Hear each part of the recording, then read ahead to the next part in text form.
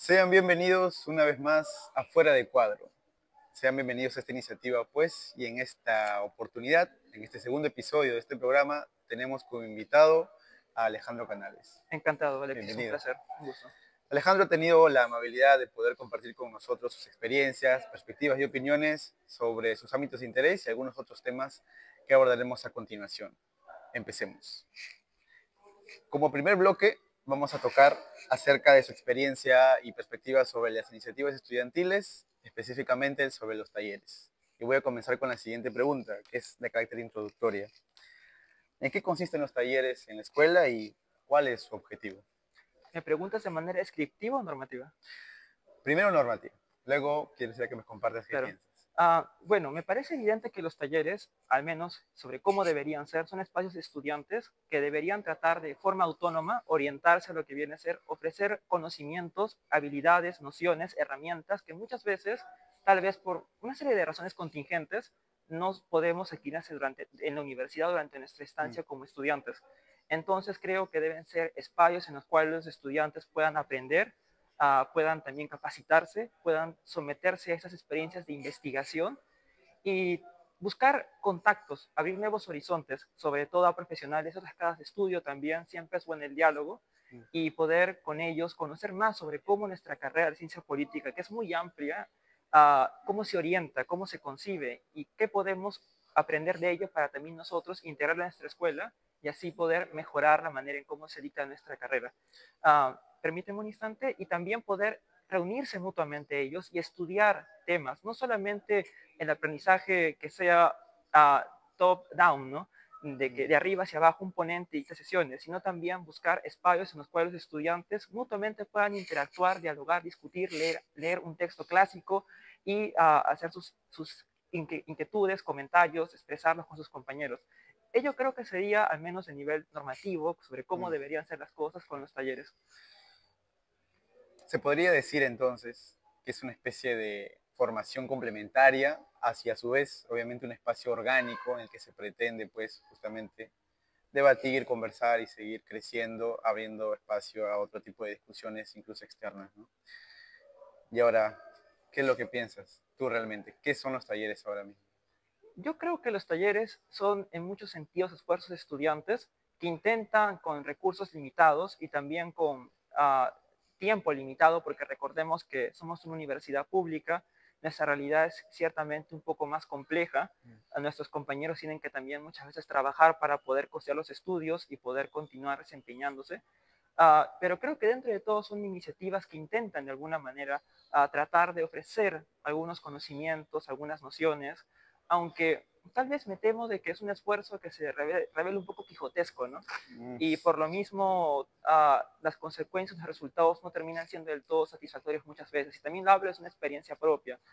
Creo que no es secreto para los estudiantes de la escuela de que muchas veces las sesiones que son de carácter presencial, sesiones académicas, ujú. suelen contar con una asistencia que muchas veces es baja. Y eso es comprensible, ¿no? Porque esa modalidad se ve afectada por lo mismo que hay otras preocupaciones en casa y también en la misma universidad.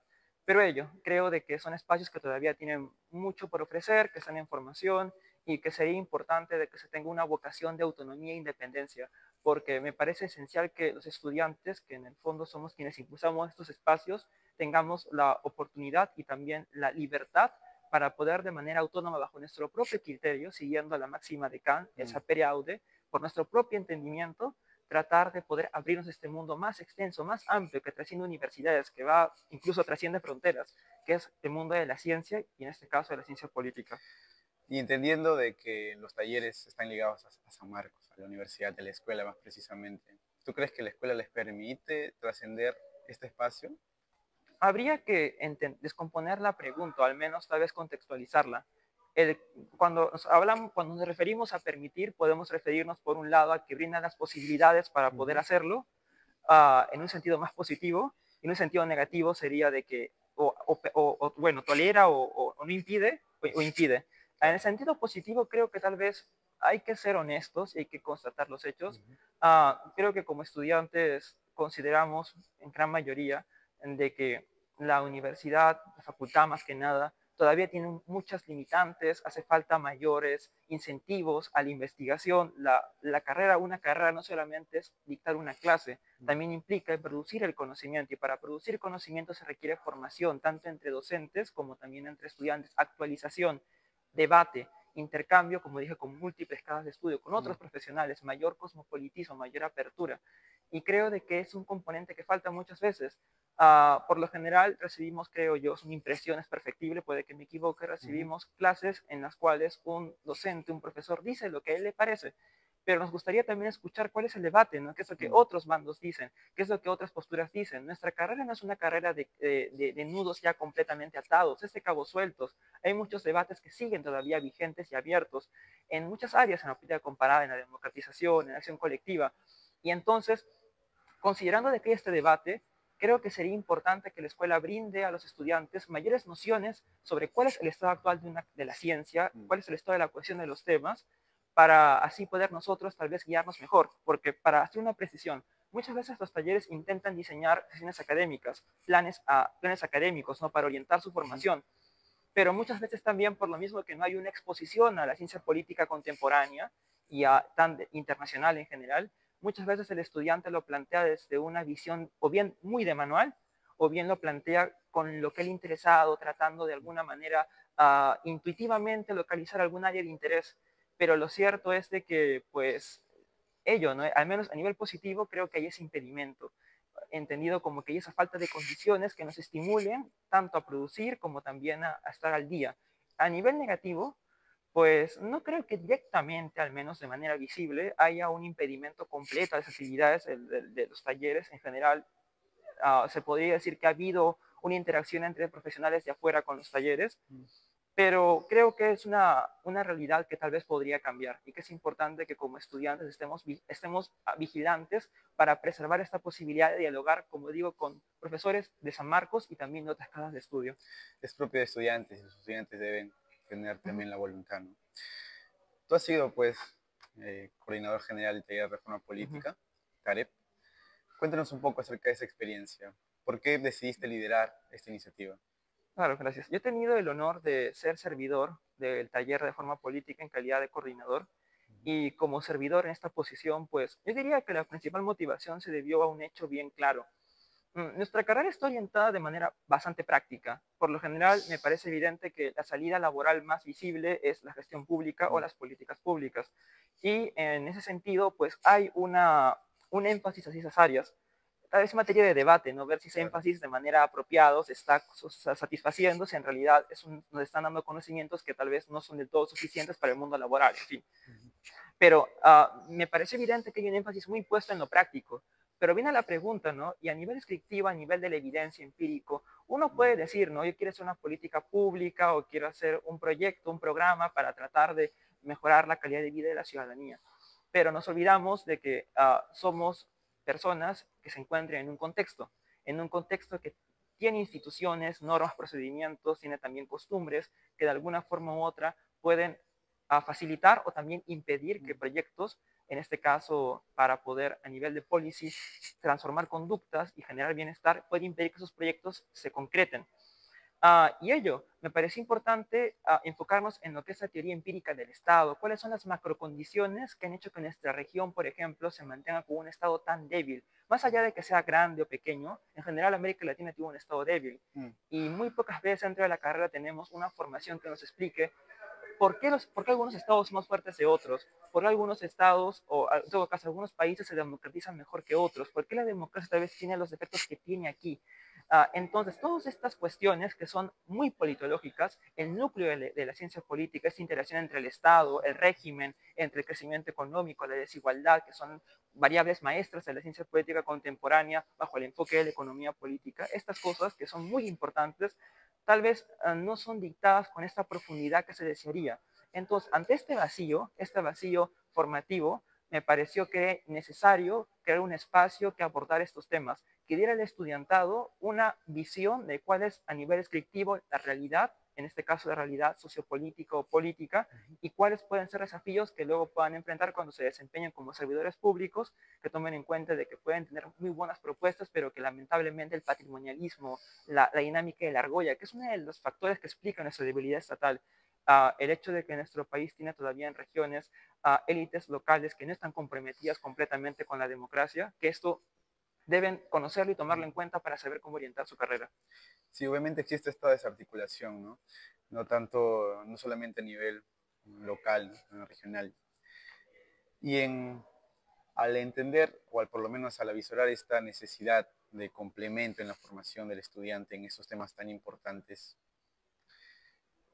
yéndonos un poco más al lado, digamos, organizativo, de gestión, ¿qué desafíos tuviste al llevar adelante este proyecto? Para entendiendo la realidad de nuestra escuela y cómo son las autoridades y la burocracia, pues. ¿Me permites? Quisiera abordar primero el problema, o en todo caso la cuestión desde la perspectiva interna del taller. Una agrupación de estudiantes debe tomar en cuenta un par de condiciones que son esenciales. Todo politólogo que hace bien ciencia política debe primero atender a condiciones. ¿Y las condiciones cuáles son? Tenemos un estudiantado que muchas veces puede tener muy buenas intenciones y muchas ganas, pero que, como dije, tiene que también laborar, trabajar para poder costear sus estudios. Esa es una de las cuestiones. Otra cuestión, ¿cuál es? De que en general se podría decir que el estudiante suele tener poco tiempo, puede tener la voluntad, pero suele tener poco tiempo, y sobre todo en una rama como la que el taller busca centrarse, que es esta rama más orientada al institucionalismo, a la política comparada y también a la sociología política, son ramas que son muy ricas y muy interesantes a nivel formativo, no son muy empleables. Entonces, el compromiso que uno pueda ser capaz de obtener de estudiantes en ramas que no son tan empleables, pero que son formativas, depende mucho de cómo tú seas capaz de poder de alguna manera convencerlos a dedicar su formación a temas que podrían requerir, claro, pero que en este momento tal vez como que no lo visualizan. Tratar de ser persuasivos, es una cuestión. Todo es el tema de la gestión. Cuando uno se enfrenta al problema de cómo gestionar un espacio, hay muchas cuestiones. Una cuestión es el tema del régimen. ¿Con qué régimen lo vas a orientar? ¿Vas a ser autoritario y desde arriba tú vas a disponer todo lo que se hace? ¿O vas a tratar de instruir un régimen que sea mucho más participativo? Es un debate complejo, porque lo cierto es que para crear una organización estudiantil que sea más democrática y participativa, tiene que haber cierta cohesión, tienen que haber ciertas condiciones, como te dije, más externas, vinculadas al ámbito laboral y también a la disposición. La realidad de cada alumno. Exactamente. Y como en este caso, esas limitantes, la democracia concretarlas es un desafío, pero se intentó y se sigue intentando. Y la premisa o el razonamiento, que es un razonamiento de teoría organizativa bastante básico, es cuando un espacio se gestiona de manera autoritaria, solamente se involucra a la gente que está cercana al líder y el líder, porque son ellos los únicos que son poseedores de la misión del espacio y los únicos que están motivados por él. Pero si tú logras de alguna manera crear un espacio en el cual los miembros puedan tener un papel en la toma de decisiones y puedan estar informados de lo que se hace, tú serías capaz de poder contar con mayor involucramiento y hacer que estas personas sientan que el espacio también es suyo de alguna forma, que lo pueden hacer suyo proponiendo, convenciendo y demás. Entonces, bajo esta premisa de que la democracia permite una mayor obtención de disposiciones por parte de esos miembros que se pueden involucrar, se ha apostado por este régimen. Pero viene el problema, que es un problema que sigue vigente, que es el problema sobre cómo ejecutar adecuadamente los programas y planes. Un espacio puede tener planes muy bonitos, muy chéveres, pero si no hay una forma apropiada, transversal, horizontal, de hacer transformar estos proyectos en realidades, las tomas de decisiones puede ser muy democrática, pero la ejecución puede ser deficiente o directamente inexistente. Entonces son los desafíos que yo enfrenté y que se intentaron solventar. Hubieron errores, sí. El principal error que yo me achaco es de que yo creo de que tal vez me centré mucho en el régimen, o sea, me centré mucho en intentar hacer participativo un espacio, lo cual está mal, es deseable, pero tal vez debía haberle priorizado antes el tema de tener más compañeros que supieran cómo gestionar un espacio y también centrarme más en el modelo de ejecución de actividades o proyectos.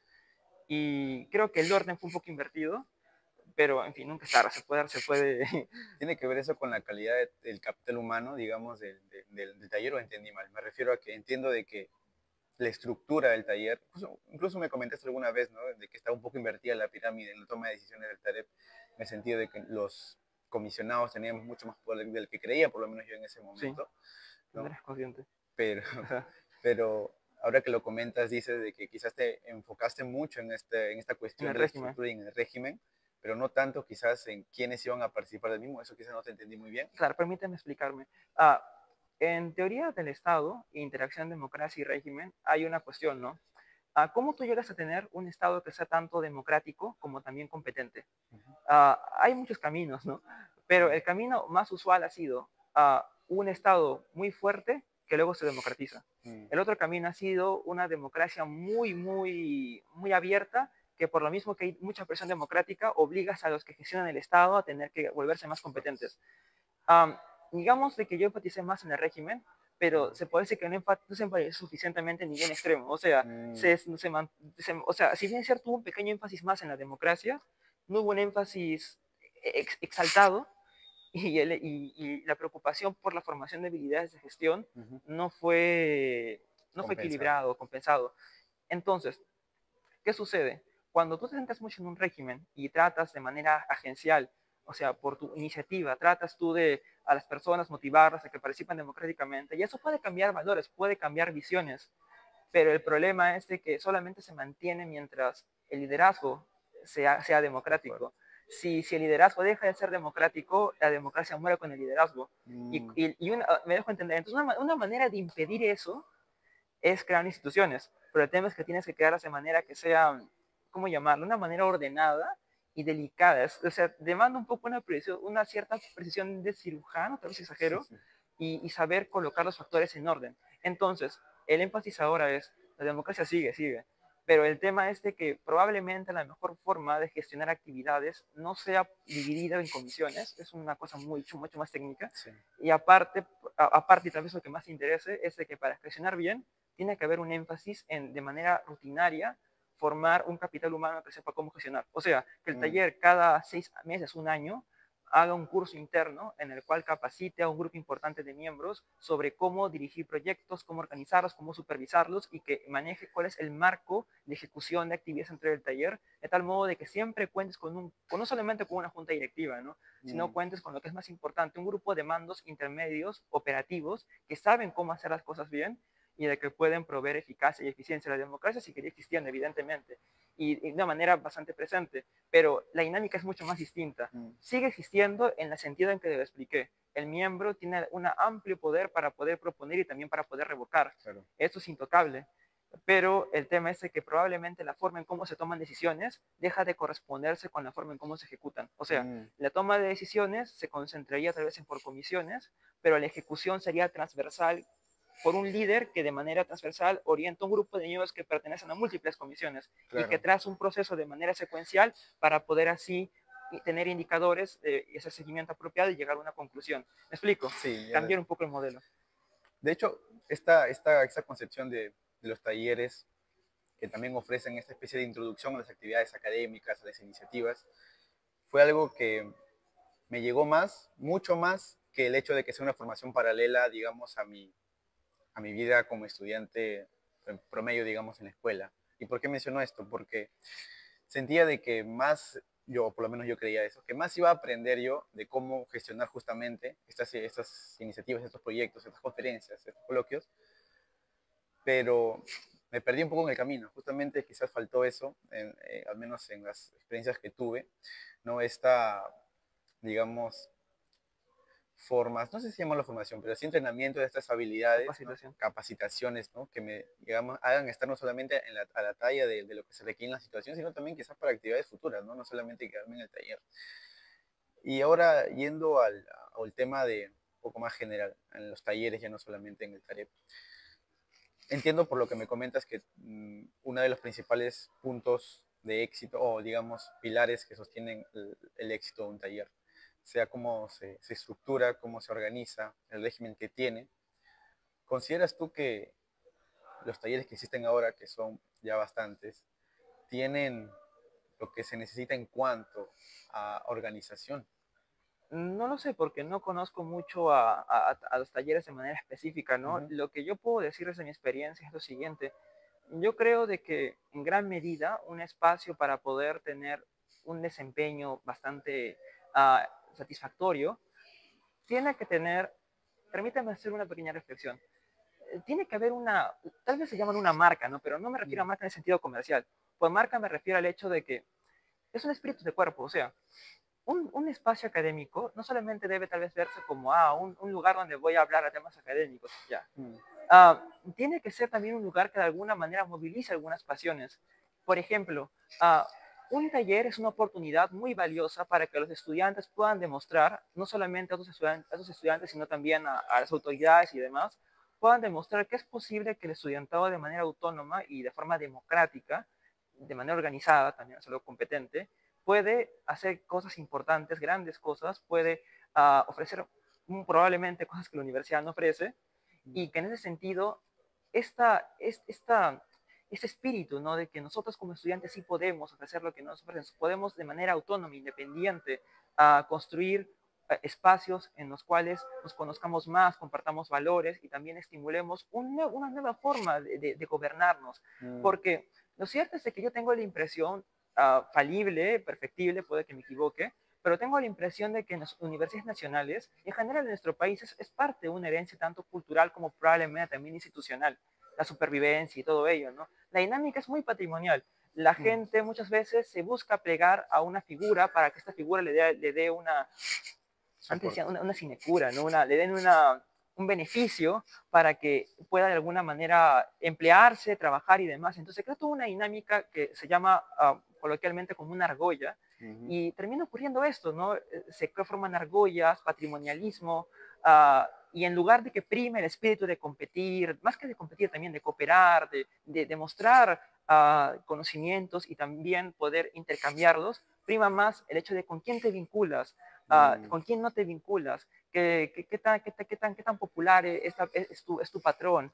Entonces, que el estudiantado pueda reunir, por así llamarlo, este entusiasmo y fundarse sobre otros principios mucho más meritocráticos, mucho más cohesivos, mucho más participativos, puede llevar a que un espacio se sienta comprometido en intentar lo que probablemente tal vez no se ha intentado del todo, o no se ha concluido, o no se ha llevado a sus conclusiones naturales. Y eso puede ser una lección para muchos. Y además, creo de que está lo que me indica, es un tema organizacional, saber construir un régimen que al mismo tiempo vaya acompañado de una capacidad de ejecución que permita que en efecto se consiga eficacia, eficiencia y calidad y se mantenga un espacio activo, continúe inspirando orgullo, también continúe inspirando satisfacción y continúe motivando, convocando a sus miembros a seguir comprometiéndose en él. Creo que es en parte, pero ella en general. Entiendo también, dentro de lo que comentas, que se mandaría una suerte de mensaje si es que esto ocurriera, digamos, ¿no? A la escuela y a la universidad en general, ¿no? De que los alumnos, como dices, podemos, ¿no? Y crear esta, bueno, le llamaste marca, no sé si llamarlo así, pero... Espíritu de cuerpo, si quieres. Espíritu de cuerpo, claro. Y pasando un poco ahora ya en este segundo bloque, abordaremos un poco acerca del politólogo samarquino, entendiendo que la formación es, entre comillas, precaria, y entiendo ello porque justamente los talleres nacen, por lo menos, con esta intención de hacer una formación paralela, ¿no? ¿Estás de acuerdo, para primero enmarcar la conversación, de el perfil del politólogo? ¿Cómo lo describe la escuela? Te voy a ser honesto, voy a ser un poco cínico. No me tomó el tiempo de detenidamente leer lo que la escuela entiende por un politólogo, pero lo podemos deducir, ¿no? Pero lo cierto es que creo que es bastante... Es una impresión. Creo que es más o menos visible, al menos desde mi perspectiva, de que la idea del politólogo sanmarquino no está del todo tal vez muy clara y que es en gran medida, cada malla de alguna forma es más un ensayo y error que una propuesta que esté articulada. Me puedo equivocar, no soy la persona más involucrada en esos temas, pero si me permites, una cuestión que tal vez en nuestra carrera no queda muy clara es la diferencia clásica y básica entre un científico, un tecnólogo y un filósofo. No son lo mismo. Un filósofo reflexiona sobre el mundo y trata de encontrar o trata de remontarse a, por así llamarlo, cuestiones básicas, más universales. Se pregunta no de manera específica sobre un país o una sociedad, se pregunta en general sobre qué es el poder, cuáles han sido los fundamentos morales del Estado. Reflexiona en un sentido mucho más básico o también normativo. Un filósofo es normativo, prescribe, dice lo que está bien, lo que está mal, por qué la democracia es éticamente deseable, por qué el autoritarismo no lo es y demás. Ya. Eso es un filósofo. Eso es toda una rama profunda, interesante en su propio rigor, tiene también su complejidad técnica, es muy seria, pero es una cosa distinta. Un científico, en el espíritu de lo que es la idea básica, clásica de la ciencia, es alguien que se avienta al mundo a querer conocer la verdad. O un científico, parece un filósofo que también lo motiva la verdad, un científico le interesa la verdad, pero le interesan verdades mucho más locales, se enfrenta a problemas mucho más específicos. Merton hablaba, por ejemplo, de las teorías de rango medio, y teorías de rango medio bien asentadas son uno de los criterios de cientificidad de una disciplina. Eso, o sea, un científico se busca orientar a problemas mucho más específicos. Ya no se pregunta por la democracia normativamente, ¿no? Como una cuestión moral. Se pregunta sobre la democracia como una realidad. ¿Qué es lo que la democracia, por ejemplo, cuál es el efecto de la democracia en el crecimiento económico? O, por ejemplo, el efecto de la democracia de masas en el Estado. No necesariamente es el mejor efecto. Hay obras que dicen que la democracia de masas, cuando el Estado es débil, lo patrimonializan más, lo vuelven un objeto de reparto, en fin. Entonces, un científico busca eso, busca conocer la verdad, busca conocer la realidad específica más concreta, orientándose, sentándose en un objeto de estudio en específico. En este caso puede ser el sistema político. Ahora, un tecnólogo no se orienta principalmente a buscar conocer la verdad. El filósofo te busca la verdad más básica o normativa. El científico te busca una verdad más específica. Un tecnólogo lo que te busca es resolver problemas. Y por problemas entiéndase problemas prácticos. Es decir, un tecnólogo, como un ingeniero, ¿no? Tiene, con el caso de Arquímedes, que le plantearon el tema de que quería la corona del rey de Siracusa, cómo el rey de Siracusa pensó que la corona no era completamente de oro, así que quería saber cómo es que fuera de oro. Y Arquímedes hizo, ¿no? el experimento clásico de la densidad, ¿no? Del oro y demás. Ya, un tema de uso con soluciones, se crean máquinas. Se podría decir tal vez, aunque a los abogados probablemente no les guste, el derecho, entendido como la creación de normas o de jurisprudencia, es una tecnología, ¿no? Hay un problema social, se busca crear un artefacto que de alguna manera contribuya a resolverlo. Es eso, y se podría decir en gran medida los que diseñan políticas públicas son tecnólogos, o sea, buscan soluciones a problemas reales y buscan crear en este caso artefactos que puedan ser institucionales. Entonces ellos no son lo mismo. Y yo creo que para comenzar ahí hay una gran confusión, porque a veces se piensa que el politólogo tiene que decir si algo está bien o está mal, o que el politólogo se dedica a hacer políticas públicas completamente. Y no, yo creo que la ciencia política, aunque tal vez no sea el término más apropiado, es una ciencia y bueno, también tiene su lado tecnológico, ¿no? Que es distinto en su naturaleza y requiere habilidades diferentes. Por ejemplo, creo que Einstein dijo, ¿no? De que las habilidades de un científico son diferentes a las de un tecnólogo. Él era un físico, por así llamarlo, básico, que se dedicaba al estudio de la física, pero alguien como Oppenheimer era más una persona que se dedicaba a diseñar, en este caso, lo que todos saben, la bomba atómica. Entonces, creo que sería importante terminar de decidirnos. ¿Vamos a formar un politólogo tecnólogo o un politólogo que se dedica a la investigación básica? Probablemente por razones prácticas, lo más sensible sea orientarnos a lo tecnológico, pero si vamos a orientarnos a ello, tenemos que orientarnos completamente a ello. Es decir, ¿puede haber espacio para la filosofía? Sí, es importante, pero tiene que tener una participación proporcional. Entonces creo de que es importante saber a dónde uno quiere ir para poder definir. Y esta discusión sobre las tres, por así llamar, orientaciones sobre el conocimiento, si sobre lo básico, sobre si la realidad más específica o sobre el diseño de artefactos, es algo que tiene que solventarse de manera esencial. De hecho, iba a comentarte algo sobre la historia de la ciencia política, al menos desde como yo lo entendí a rasgos generales. Tampoco profundicé mucho en ello, ¿no? Ahora que mencionas, o que tratas de explicar esta diferencia.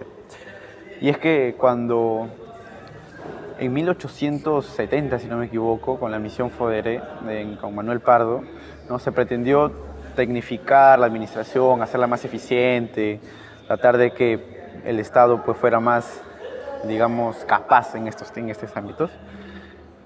Fue que se intervino esta misión, la misión Foderé de un francés, ¿no? Y se crea la Facultad de Ciencias Administrativas, de Ciencias Políticas y Administrativas, que luego ahora es la Facultad de Ciencias Económicas, ¿no? Pero en un principio fue la Facultad de Ciencias Políticas y Administrativas. Con el tiempo y con la reforma universitaria también de 1920, esta facultad pues, ¿no? Se transformó, se convirtió en la Facultad de Ciencias Económicas, optando evidentemente un factor más económico en la cuestión de su enseñanza. Y lo político, entre comillas, lo absorbió la Facultad de Derecho y Ciencia Política, ¿no? Con el derecho político en su tiempo, y lo administrativo, digamos, o lo de gestión, se fue para el lado de la Facultad de Ciencias Administrativas. Más o menos es una historia así bien resumida de lo que es. Obviamente es mucho más interesante leerla y investigar sobre ello. Pero menciono esto porque, en teoría, ¿no?, este lado tecnólogo, ¿no?, digamos, de la ciencia política, debería de estar en esa facultad, en la Facultad de Ciencias Administrativas. Sin embargo, desconozco la realidad de esa facultad. Y a la hora de que me conversen o yo conversar acerca de administración pública, políticas públicas, siempre lo vinculé más a la Facultad de Derecho y Ciencia Política que a la Escuela de Ciencias Administrativas, a la Facultad de Ciencias Económicas, ¿no? Entonces, este perfil del politólogo, como tú dices, mi respuesta acá, si es que me preguntan sobre ello, sería es que no está definido, ¿no? Y como tú dices, también es un ensayo y error, y que incluso tiene quizás algunas influencias de exterior, ¿no? Sea de la escuela, de la Universidad Católica, sea de otras universidades, ¿no? ¿Y a dónde quiero llegar? Que si bien es cierto, aún no está totalmente definida, al menos desde mi consideración, deberíamos de recuperar ese lado tecnólogo. ¿Por qué? Porque realmente no estoy tan de acuerdo si es que se debería adoptar por una cara, por un lado, por una facción, ¿no? Sino más bien combinar algunas, ¿no? Porque si bien es cierto, la ciencia política no es inherentemente normativa, pero tiene mucho de lo normativo. Y tampoco la ciencia política como ciencia social obviamente tampoco es inherentemente tecnológica, pero tiene, o por lo menos está vinculada a lo tecnológico. ¿No creerías entonces que debería de ser el perfil del politólogo uno más completo? Deberíamos, como tú mencionas, quizás después de escuchar lo que te dije, inclinarnos más hacia un lado. Si tú me preguntas, en general, cuando una universidad trata de orientar una carrera, puede orientarla por múltiples lados, pero por así llamarlo, lo más racional suele ser enfatizar en alguna de esas aristas. Es lo natural, ¿no? Uno no tiene, o si una universidad no es, por definición, un espacio en el cual pueda tener a todos los docentes de todo el país y tener a todos los estudiantes, recursos limitados, medios limitados, incluso en las mejores universidades del mundo siempre hay más orientación a algún tema, tanto sea por esta limitación inherente, ¿no?, humana, como también porque la mayor parte de esos profesionales se han formado orientado tal vez a esta arista. Entonces, pero como tú indicas, y es en general una cuestión más que quería añadir, la filosofía, la tecnología y la ciencia no van separadas, porque la filosofía otorga a la ciencia fundamentos epistemológicos y también ontológicos que permiten que la ciencia tenga, por así llamarlo, un marco general a través del cual poder tanto elaborar hipótesis, porque las hipótesis parten de alguna manera de una macrovisión, de una visión filosófica específica, como también otorgarle, por así llamarlo, ciertas pautas para razonar de manera apropiada, para llegar a conclusiones que se puedan considerar contrastables, susceptibles de veracidad. Y a su vez también la filosofía aporta la tecnología, en tanto que la filosofía con la tecnología, hay una rama de filosofía de tecnología, pero más allá de esta cuestión, la filosofía otorga a la tecnología, por así llamarlo, un ámbito más reflexivo. Lleva al tecnólogo a preguntarse si en efecto la máquina que está haciendo, el artefacto que está haciendo, artefacto de sentido general, va realmente apunta a las finalidades deseables o está, por el contrario, apuntando a finalidades que sean tal vez destructivas. ¿Me dejo entender? Sí. Por eso de que en todas las carreras se dicta ética, en todas las carreras se dicta también cursos básicos, las ingenierías también se dicta matemática, física, básica, o sea, hay esta formación. ¿Por qué? Porque hay una interacción. El conocimiento es, por un lado, como te dije, el reflexionar sobre el mundo de manera general, los preceptos, prescriptivos, el conocimiento más específico, básico, y también orientacional sobre problemas, es esencial. Pero al final del día, el énfasis tiene que colocarse, supongo, en alguna de estas áreas, y probablemente el área más práctica, más aplicada, sea la más conveniente tanto por razones laborales como también por la realidad en la cual se encuentra nuestra escuela y también por las necesidades. No digo yo, o no quiero hacer acá una apología de las políticas públicas o gestión pública como las ramas que deberían monopolizar todo. Sería absurdo. Siempre en toda universidad, por mucho que se oriente, especialice en alguna determinada arista, también ofrece una formación para otras ramas. pero probablemente sería deseable ya fijar cuál es el punto en el cual nos queremos centrar para así tratar de importar o formar capital humano que esté más especializado en ello, más especializado en este caso en políticas públicas, en gestión pública, y en torno a ello tal vez construir una escuela que sea más coherente en su orientación académica. Claro, mencionas que hay que decidirse, pero ¿tú te inclinarías entonces por cuáles? Si tú me preguntas personalmente, en lo que me gusta a mí, en lo que a mí me gusta, es como se llama, lo que se llama política comparada o institucionalismo. Es todo un campo bastante difuso de definir, pero básicamente comprender instituciones, atender a grandes variables que explican, por así llamarlo, un gran conjunto de realidades concretas históricas. Eso, ¿no? Lo que hacía Charles Tilly, lo que hacía, por ejemplo, Perry Anderson, lo que hacía Barrington Moore, lo que hace ahora profesionales como Masuka, Moon, Przeworski, tratar de explicar la realidad atendiendo estas grandes variables. Y con enfoques, en este caso, por un lado, institucionalistas, o también un poco teniendo la lección racional, ¿no? Que es, eso es lo que a mí me gusta, pero como tal vez es evidente, no es un área muy empleable tomando en cuenta que no tenemos experiencia de investigación, siendo honestos, en esta facultad, en estos temas. Entonces, siendo realistas y tomando en cuenta cuál es el interés mayoritario de los estudiantes y tomando en cuenta tal vez cuáles son los profesionales que más se han especializado en determinadas ramas, la rama que sale, por así llamarlo, más privilegiada de esta evaluación es la rama que te menciono. Y ello, o sea, lo señalo por una cuestión fáctica, ¿no? Atendiendo a los hechos y en este caso una sugerencia, una idea en que siga a los hechos. Trato de ser realista. Recientemente hubo una suerte de propuesta por los varios profesores, ¿no? Acerca de inclusión de más cursos inclinados a la gestión, la administración pública. En este caso, conversando acerca del perfil del politólogo, ¿te parece esta iniciativa un intento justamente por encontrar este perfil o inclinarse hacia uno más tecnológico o técnico? ¿O lo ves con otro tipo de miradas? Yo supongo que sí es un intento, pero no estoy muy informada a detalle. Pero yo asumo de que es una intención que es, bueno, no razonable. Pero creo de que, como te mencioné antes, ¿no? Con el tema de los talleres, todo proceso que apunta a ser inclusivo, que busca involucrar voluntades, espíritus, motivaciones y que también está dispuesto y que es un proyecto que está en posición de poder convocar a las personas, tiene que ser una iniciativa que sea democrática, ¿no? Que incluya, que genere diálogo. Y no me refiero a un AGE con un MID en el cual entran los estudiantes y la mayoría no opina, evidentemente, porque es la dinámica propia de una asamblea multitudinaria, ¿no? Cuando hay muchas personas, los incentivos para tomar directamente la palabra son bajos. Por múltiples razones, porque eso puede hacer que la asamblea se alargue, se prolongue y muchas veces la gente desea hacer cosas de manera más rápida. En fin, cosas muy ligadas a conducta a nivel político y toma de decisiones, pero creo de que si se quiere hacer un proyecto así, es mi idea, una sugerencia, debería hacerse de manera racional, no tratando de que haya un diálogo dentro de cada base, que las bases constaten no solamente un formulario en el cual la gente diga qué es lo que le interesa, sino que justifique por qué elegiste la carrera. Es una pregunta muy importante que algunos compañeros todavía están haciéndosela, ¿no?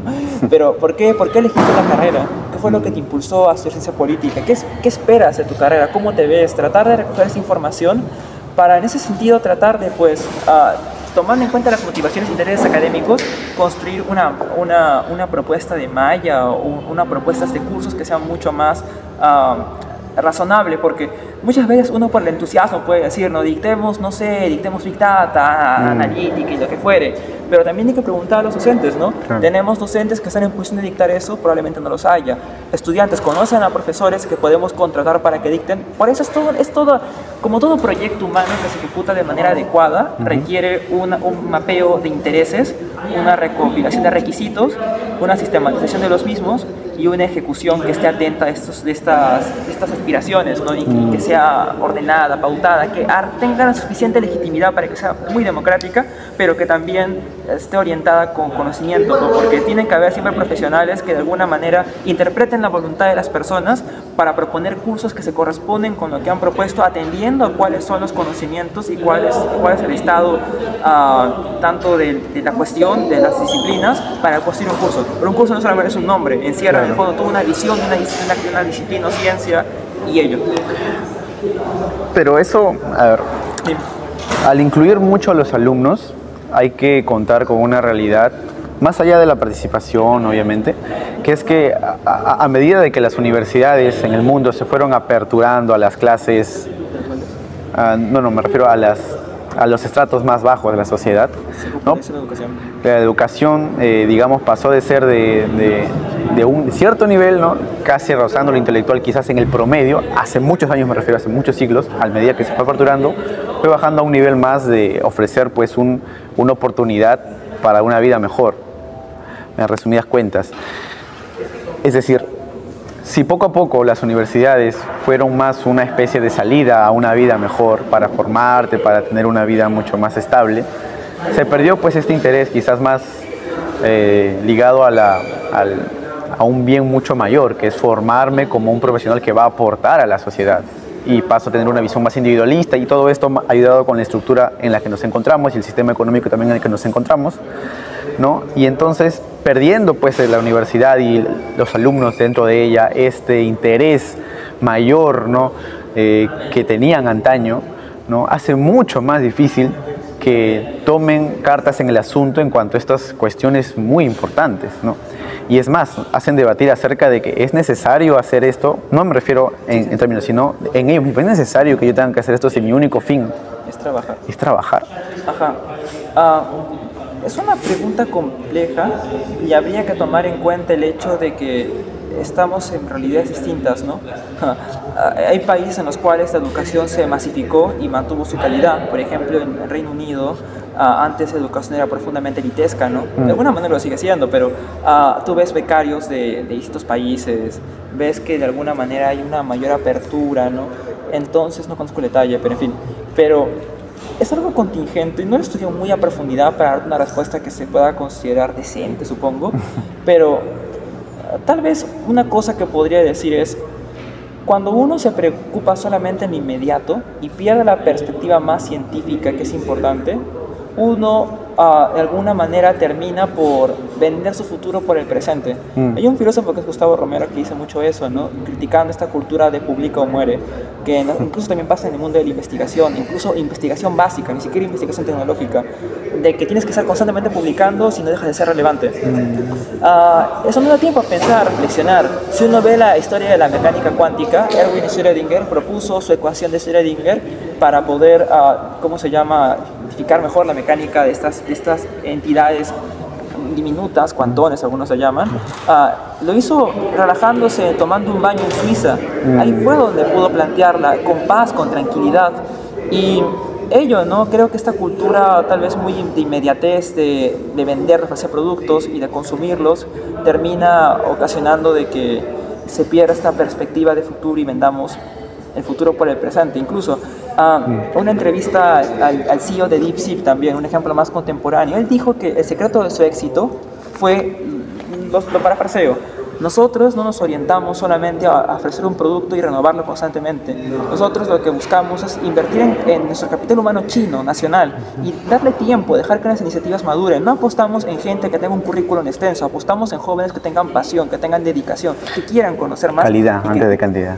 Exacto, y que quieran profundizar más. Y les damos el tiempo, no los presionamos, dejamos que ellos vayan descubriendo las soluciones, que vayan encontrando estas nuevas herramientas, no se presionan. Ello. Entonces, creo que, yendo a tu pregunta, una de las cosas que podrían tener que ver con el hecho de que se busca mucho el trabajo inmediato y no lo otro, es que tampoco existen tal vez, supongo, al menos por lo que veo en esta casa de estudio, en algunas facultades creo que sí, pero no creo que existe un énfasis en investigación como un espacio que constituye no solamente el conocimiento en general, sino también constituye, por así llamarlo, el espíritu del investigador. Lo nutre como persona, le permite de alguna manera abrir su mente y continuar aportando al bien común, que el conocimiento es un bien público, como decía Merton, el comunismo epistemológico, el conocimiento para todos. Claro. Nos beneficiamos todos de no presionar a la gente y de darle los incentivos para que puedan dedicarse a esta labor del conocimiento. Entonces creo que ahí, de manera muy básica y muy general, los profesores juegan un papel. Los profesores tienen que tratar de estimular ello y no solamente querer publicar para ganar un premio, una distinción, sino querer publicar porque en efecto se encuentra un problema que apasiona, estudiantes que también se encuentran interesados y apasionados por esos problemas y quieren disfrutar su vida resolviéndolos o por lo menos intentándolo. Claro. Bueno, ha sido muy interesante, Alejandro, todas estas conversaciones que hemos tenido. Y ya para cerrar, ¿no? Una pregunta, bueno, más que una pregunta, una reflexión, ahora que tú ya estás prácticamente de salida de la carrera, ¿qué mensaje le darías a los estudiantes que aún se encuentran y le queda mucho tiempo? Sí, yo creo de que es importante que como estudiantes primero rindamos cuentas con nosotros mismos y tratemos de tener muy en claro por qué elegimos la ciencia política. Primero tener esta convicción y luego tratar de plantear un horizonte, ¿no? Suena tal vez un poco trivial, pero creo que es importante trazarse metas. No hay mejor forma de vivir una vida, creo yo, cuando uno de alguna manera traza objetivos, los consigue y sobre esos objetivos no solamente estimulan el ego, que es secundario, sino que también apuntan al bien común, apuntan a nuestro prójimo, porque nosotros no podríamos investigar, pensémoslo como estudiantes de universidades públicas, no podríamos estudiar si no hubiera un contribuyente peruano que nos financie la educación. Y al mismo tiempo tenemos que tener en mente ello para poder devolver a la sociedad lo que nos aporta, pero eso sí, con la satisfacción personal propia de vivir una vida digna de ser vivida, una vida de proyectos y metas que uno desea y de las cuales está completamente convencido. Creo que ello es lo más importante de manera general y creo que puede ser útil y sería lo que podría comentar. Muchas gracias, Alejandro. Entonces nos veremos en una siguiente oportunidad. Muchas gracias por ver el programa y nos veremos en una siguiente sesión. Muchas gracias. Hasta luego.